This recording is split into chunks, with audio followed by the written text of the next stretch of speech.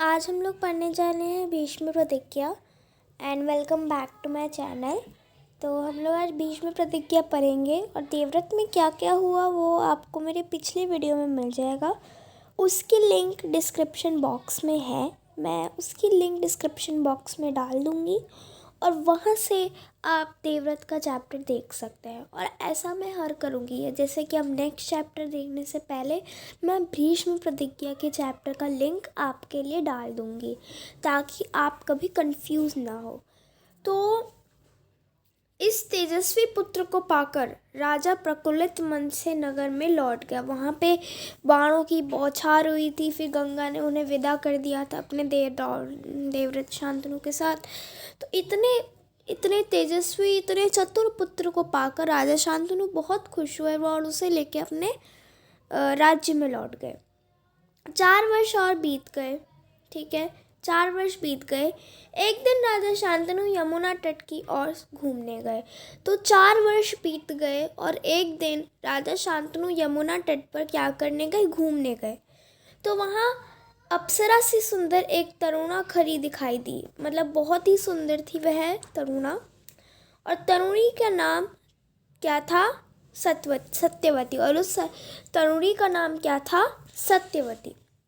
को गंगा के वियोग के कारण राजा के मन में जो वियोग छाया हुआ था वह इस तरुणी को देखते ही विलीन हो गया। तो गंगा का वियोग उनके मन में था कि गंगा चली गई है, ये हो गया है, वो हो गया है। तो अब उस तरुणी को देखकर उनका ये सारा वियोग गुम गया, ठीक है। उस सुंदरी को अपनी पत्नी बनाने की इच्छा उनके मन में बलवती हो उठी और उन्होंने सत्यवती को प्रेम याचना की। तो उन्होंने इस सुंदरी को देखते ही मतलब उनको प्रेम हो गया और उन्होंने अपनी मन की बात किसे बता दी, सत्यवती को बताई। तो सत्यवती बोली कि मेरे पिता मलहोली के सरदार हैं, पहले उनकी अनुमति ले लीजिए, फिर मैं आपकी पत्नी बनने को तैयार हूँ। तो वो बोल रहे हैं कि मेरे पिता कौन है, मलहोली के सरदार हैं, और पहले आप उनसे अनुमति ले लीजिए, फिर मैं आपकी पत्नी बनने को तैयार हूँ।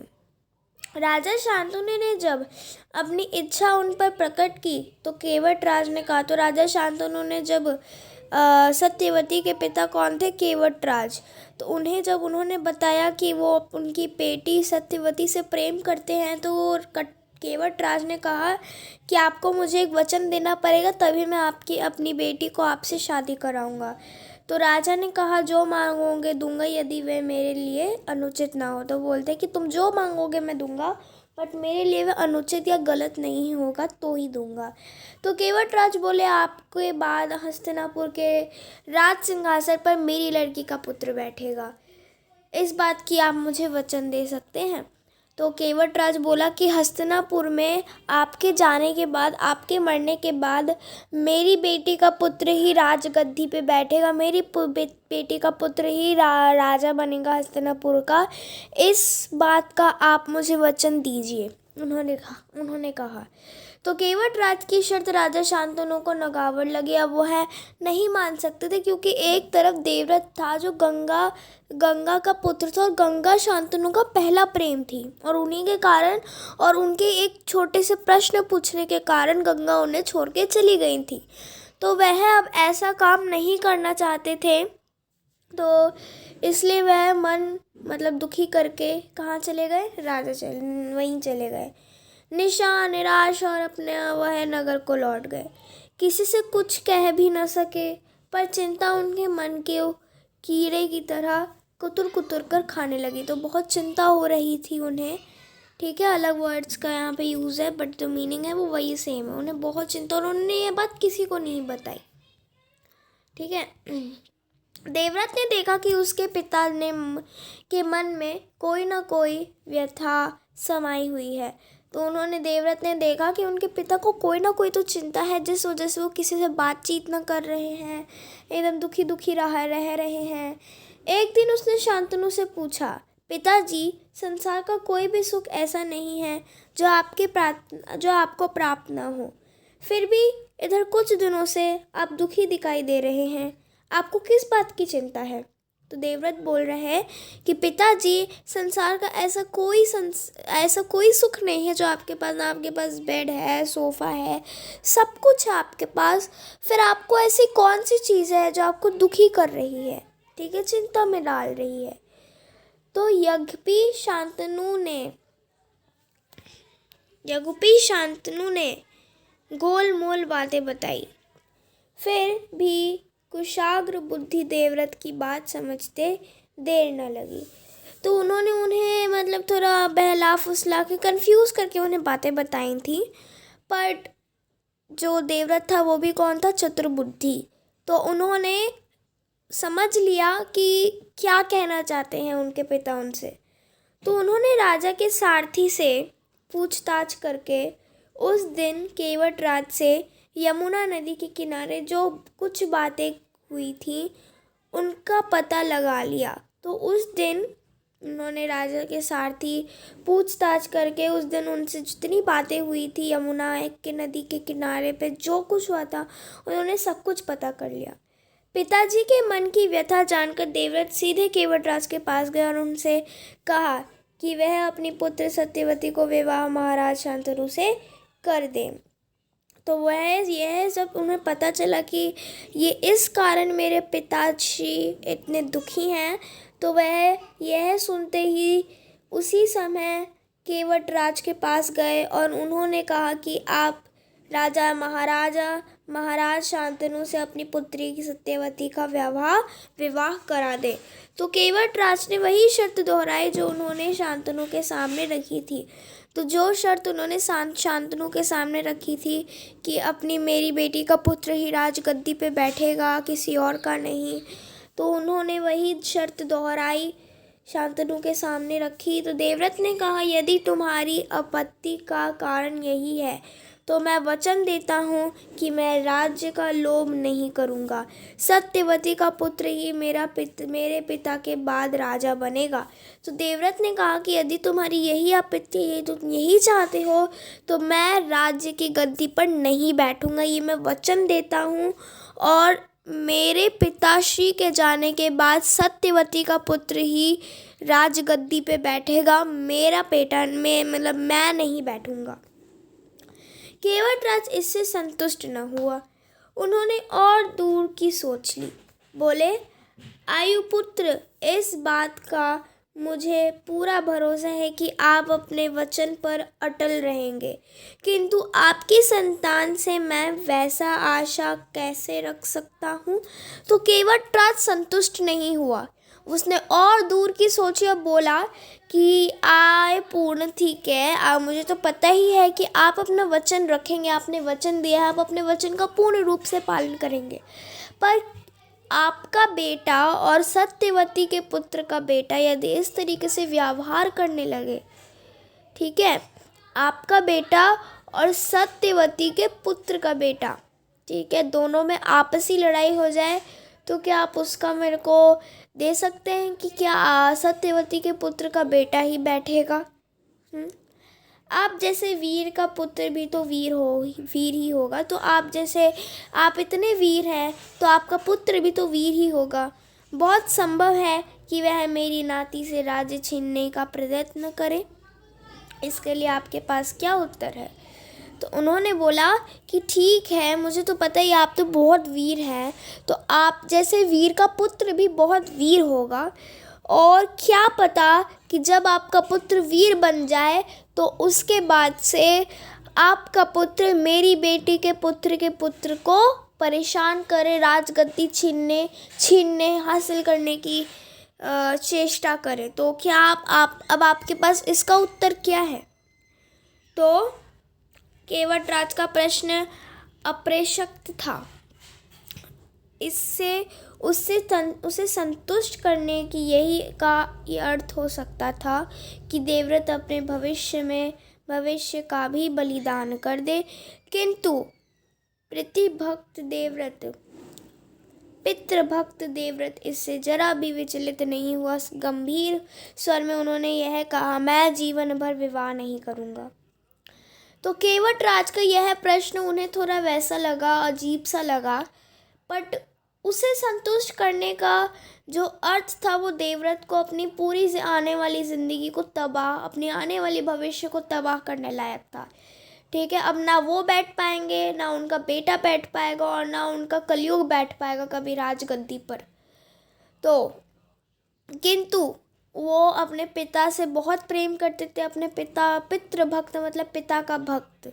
तो अपने पिता की भक्ति के लीन में देवव्रत ने कहा कि वह बहुत ही गंभीर स्वर में कहा, वह ज़रा भी विचलित, ज़रा चिंता नहीं हुआ, उन्हें कुछ नहीं हुआ, और थोड़ा गंभीर स्वर में उन्होंने कहा कि मैं जीवन भर विवाह ही नहीं करूँगा, मैं शादी ही नहीं करूँगा, मेरा बेटा ही नहीं होगा, तुम्हारी बेटी का पुत्र ही गद्दी पे बैठेगा, तुम्हारी बेटी का पुत्र ही कलयुग में आने वाले युग में बैठेगा, पर मैं शादी नहीं करूँगा, जिसके कारण मेरी ज़िंदगी, मेरा युग, मेरा यही जीवन, मेरा युग, मेरा जो भी है सब कुछ मेरे साथ ही रुक जाएगा। ठीक है, मेरी माँ, मेरा बेटा मेरे साथ ही रुक जाएगा, मेरे पापा भले चलते रहेंगे पर मेरी माँ के साथ मेरा जो नाता है वो रुक जाएगा। ठीक है, क्योंकि उनका आगे कोई संतान, तो आगे उनका साइकिल नहीं चल पाएगा, तो जस्ट स्टॉप। तो उन्होंने यह वचन दे दिया कि मैं कभी शादी नहीं करूँगा, मेरी संतान ही ना होगी।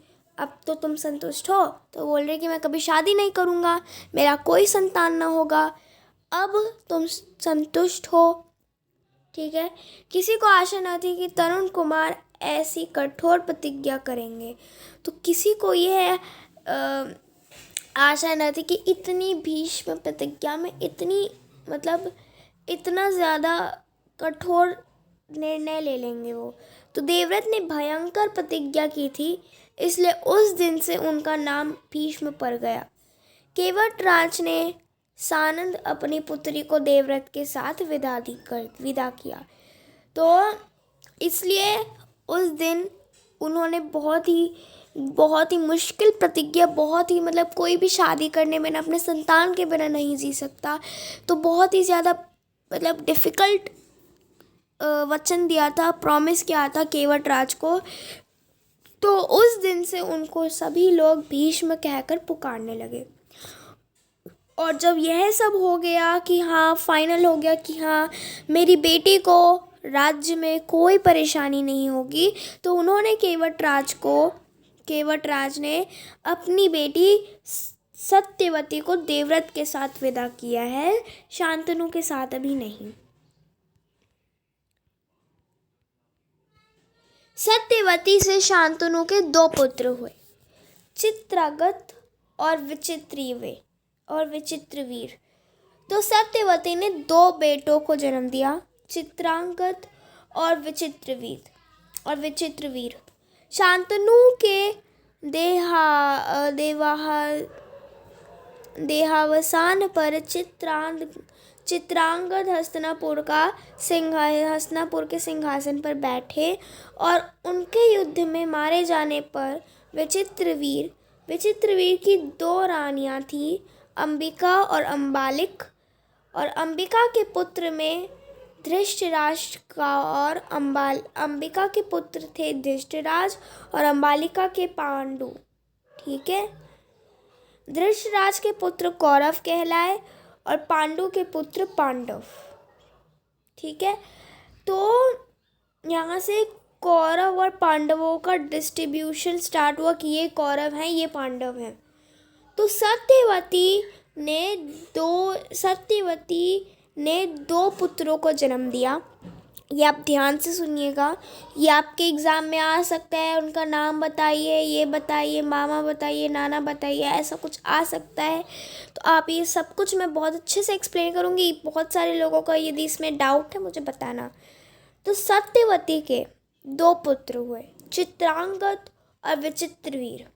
ठीक है, शांतनु जब मर गया तो उसकी गद्दी पर चित्रांगद बैठा। ठीक है, सत्यवती का पुत्र। फिर जब युद्ध में वह मर गया तो उसका भाई विचित्रवीर, जो सत्यवती का बेटा ही था, वह बैठा। विचित्रवीर की 2 रानियां थी। विचित्रवीर ने 2 शादियां करी थी। एक रानी का नाम था अंबिका और एक रानी का नाम था अंबालिका। ठीक है, विचित्रवीर की 2 रानियां थीं। एक रानी का नाम था अंबिका और एक रानी का नाम था अंबालिका। ठीक है, अंबिका के पुत्र थे धृष्टराज और अंबालिका के पांडु। तो अंबिका का पुत्र कौन था? धृष्टराष्ट्र। और अंबालिका का पुत्र कौन था? पांडु। धृष्टराज के पुत्र कौरव कहलाए। अब धृष्टराज को यदि कोई पुत्र हुआ तो वह कौरव कहलाए, और पांडु के यदि कोई पुत्र हुआ तो वह पांडव कहलाए। ठीक है, कौरव और पांडव डिस्ट्रीब्यूशन हो गया।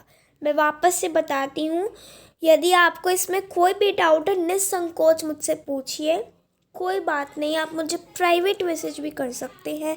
यदि आपका डाउट थोड़ा अलग टाइप का है तो आप मुझे प्राइवेट मैसेज करिए, बट यदि आप मुझे कमेंट्स में मैसेज करेंगे तो आपका कॉन्फिडेंट लेवल और बढ़ेगा। ठीक है, लोग हंसते हैं, हंसने दीजिए, नो प्रॉब्लम। आपकी वजह से किसी के चेहरे पे स्माइल आ रही है, और किसी के चेहरे पे स्माइल लाना बहुत डिफ़िकल्ट टास्क होता है। ओके, कोई भी क्वेश्चन हो, यदि आपको फिर भी लगता है कि नहीं मैं नहीं पूछ सकता, मैं आपसे अपने डिस्क्रिप्शन में नंबर भी भेज दिया करूँगी। आप उस पर मुझसे निसंकोच क्वेश्चंस पूछिए, मैं आपको भेज दूँगी। ठीक है, तो सत्यवती से शांतनु के 2 पुत्र हुए। सत्यवती ने 2 पुत्रों को जन्म दिया, चित्रांगद और विचित्रवीर। जब शांतनु मर गया तो राजगद्दी पर, हस्तिनापुर की राजगद्दी पर चित्रांगद बैठा। फिर जब वह किसी युद्ध में मारा गया तो उसके बाद उसका भाई विचित्रवीर, जो सत्यवती का बेटा ही था, वो ही बैठा। ठीक है ना, विचित्रवीर की अब 2 रानियां थीं। एक रानी का नाम था अंबिका और एक रानी का नाम था अंबालिका। अंबिका के पुत्र धृष्टराज थे और वही अंबालिका के पुत्र पांडु थे। धृष्टराज का जब पुत्र हुआ तो उसे कौरव माना गया, और पांडु के जो पुत्र हुए उन्हें पांडव बुलाए गए। ठीक है, कौरव और पांडव में डिस्ट्रीब्यूशन हो गया। ठीक है, कौरवों का पिता कौन था? धृष्टराज। और पांडवों का पिता कौन था? पांडु। पर अभी यहाँ पे माताओं के बारे में नहीं बताया गया है, क्योंकि यहाँ पर धृष्टराज और पांडु के पत्नियों के बारे में नहीं बताया गया है। जो कौरव और पांडु के क्या लगेंगी? वही माँ। तो महात्मा भीष्म शांतनु के बाद कुरुक्षेत्र युद्ध के अंत होने तक उस विशाल राजवंश के सामान्य कुलनायक और पूज्य बने रहे। शांतनु के बाद कुरुवंश का कर्म यह रहा। तो महात्मा भीष्म, जो भीष्म किसका नाम दे दिया गया है? देवव्रत। उसका असली नाम देवव्रत है, बट उसने बहुत भीष्म प्रॉमिस किया है, बहुत डिफ़िकल्ट प्रॉमिस किया है, इसलिए उसका नाम क्या रख दिया गया है? भीष्म। तो भीष्म जो थे, शांतनु के बाद वह कुरुक्षेत्र युद्ध में जाने लगे। युद्ध में जाके अपने भाइयों की मदद करने लगे। ठीक है, अपने भाइयों के, दादाओं की, बेटों की मदद करने लगे, मामा नाना सबकी मदद करने लगे युद्ध में, और वहाँ पे पूज्य बने रहे। तो शांतनु के बाद कुरुवंश का कर्म है, ये है। शांतनु के बाद यह है कुरुवंश का कर्म। देखो, शांतनु 2 रानियाँ, एक का नाम था गंगा जिनका देवव्रत हुआ, एक का नाम था सत्यवती जिनके 2 बेटे हुए। ठीक है, गंगा जिनके 1 बेटा हुआ, उसने प्रतिज्ञा ले लिया, वो आगे शादी नहीं, उसका कुल यहीं रुक गया। तो वहीं रुको, मैं आपको इससे बताती हूँ, इससे आप और अच्छे से समझ सकोगे। ठीक है, तो यहाँ पे है शांतनु। अब यहाँ शांतनु की 2 रानियाँ थीं। कितनी रानियाँ थी शांतनु की? 2 रानियाँ थीं। उन्होंने 2 शादी करी थी ना। अब कैसे मैं बताती हूँ। तो सबसे पहले गंगा की शादी करी थी, गंगा से शादी करी थी। फिर सत्यवती से शादी करी थी। गंगा ने देवव्रत से शादी करी, और देवव्रत से शादी नहीं करी, वो उसका बेटा था। और उसके बाद से उनका कलयुग स्टॉप हो गया, क्योंकि उन्होंने प्रतिज्ञा ले ली। ठीक है। उसके बाद से यहाँ पे जो सत्यवती का बेटा है, जहाँ पे आप देख रहे हैं ना रेड, सत्यवती के नीचे राइट हैंड, तो यहाँ पे जो सत्यवती का बेटा है, सत्यवती के 2 बेटे हुए, चित्रांगद और विचित्रवीर। उनके 2 बेटे हुए, चित्रांगद और विचित्रवीर। विचित्रवीर की चित्रांगद तो मर गया, ठीक है, क्योंकि युद्ध में वह मर गया, डायड। चलो इसे हम लोग हटा देते हैं। तो अब विचित्रवीर रहा। अब सत्यवती का बस एक बेटा रहा, विचित्रवीर, जो राजगद्दी पे बैठ गया। पहले चित्रांगद बैठा था, बट युद्ध में मारे जाने के बाद उसका भाई विचित्रवीर, जो सत्यवती का ही बेटा था, वो बैठा। फिर विचित्रवीर की 2 रानियाँ थी, अंबिका और अंबालिका। अंबालिका ने धृष्टराज को जन्म दिया, वही अंबिका ने धृष्टराज को जन्म दिया, वही अंबालिका ने पांडु को। ठीक है। अंबिका ने धृष्टराज को जन्म दिया, वही उन्होंने किसे जन्म दिया? पांडु को। ठीक है। और पांडु को जन्म देने के बाद धृष्टराज का पुत्र कौरव, धृष्टराज के जितने भी पुत्र हुए वो कौरव कहलाए, वेयर एज पांडु के जितने भी पुत्र हुए वो क्या कहलाए? इसके जितने भी पुत्र हुए कौरव कहलाए। पांडु के जितने पुत्र हैं वो क्या कहलाए? मैं बताती हूँ। ठीक है। ये है चित्रांगद, विचित्रवीर, अंबिका, धृष्टराज, ये सब हैं। धृष्टराज का पुत्र कौरव। अब धृष्टराज के जितने 100 हुए, 32 हुए, 21 हुए, जितने भी पुत्र हुए, वैसे 100 थे पूरे, तो वो कितने कहलाए? वो कौरव कहलाए। और जितने भी अंबालिका से पांडु हुआ, पांडु से जितने भी पुत्र हुए वो पांडव कहलाए। और ये है इनकी शुरुआत। और जो इनकी मेन शुरुआत है वो शांतनु ने ही करी है, क्योंकि शांतनु नहीं होता तो यहाँ पे इस युद्ध की शुरुआत नहीं हो पाती। ठीक है। तो आई थिंक आप सबको ये सब कुछ क्लियर हो गया होगा। यदि और भी कोई डाउट है तो मुझे प्लीज़ बता देना। ठीक है।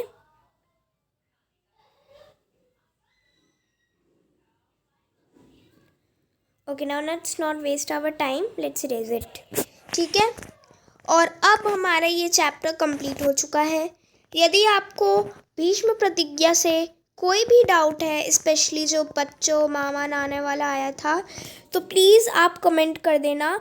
आप निसंकोच मुझसे जो पूछना चाहते हैं मैं पूछवाऊँगी आपको। और प्लीज़ आप शर्माना मत पूछने में। कुछ बच्चे या कुछ ऐसे होते हैं जिन्हें लगता है नहीं भाई ये पूछूंगा लोग हंसेंगे, बेइज्जती हो जाएगी। ऐसा कुछ नहीं है। पर यदि आपको ऐसा लगता है तो कोई बात नहीं, मैं अपना नंबर आज से इस वीडियो से भेजना स्टार्ट कर दूँगी डिस्क्रिप्शन में। पिछले वीडियो में मैंने नहीं भेजा था, बट इस वीडियो से मैं स्टार्ट कर रही हूँ, तो हम लोग करेंगे। और हम लोग कल पढ़ने जा रहे हैं अम्बा और भीष्म। Thanks for watching. और मैं आपको इतना सपोर्ट कर रही हूँ तो प्लीज़ आप भी मुझे पूरा सपोर्ट कीजिएगा। Thanks for watching. बाय।